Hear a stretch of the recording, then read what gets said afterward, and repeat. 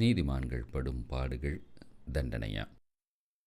வேதாகமத்தில் யோபு, யோசேப்பு போன்ற நீதிமான்களை நாம் பார்க்கிறோம். யோபு அவர் சந்தித்த பாடுகள் அளவே இல்லாதது. இழப்புகள், வியாதி, மரணம் எல்லாம் பார்த்துட்டார். ஆண்டவர் அந்த பாடுகள் மூலமாய் அவரை சோதித்தார். அவர் உத்தமன் என்று விளங்கின பின்பு பூமியில் இரட்டத்தனையான ஆசீர்வாதங்களை பெற்றுக்கொண்டார். நித்திய ஜீவனில் பங்கடைந்திருக்கிறார்.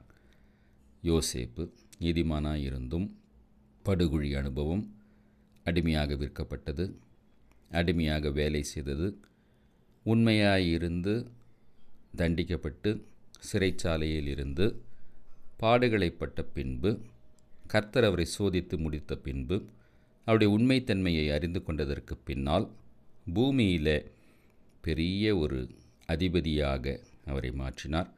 நித்திய ஜீவனிலையும் அவருக்கு பங்கு கிடைத்திருக்கிறது. நீதிமான் படும் பாடுகள் கர்த்தர் அனுமதிக்கிறதற்கு காரணம், உங்களை சோதித்து நீங்கள் உத்தமர் என்று விளங்கின பின்பு ஜீவ கிரீடத்தை பூமியிலும் நித்திய ஜீவனில் ஜீவ கிரீடத்தையும் தர அவர் உண்மையுள்ளவராய் இருக்கிறார்.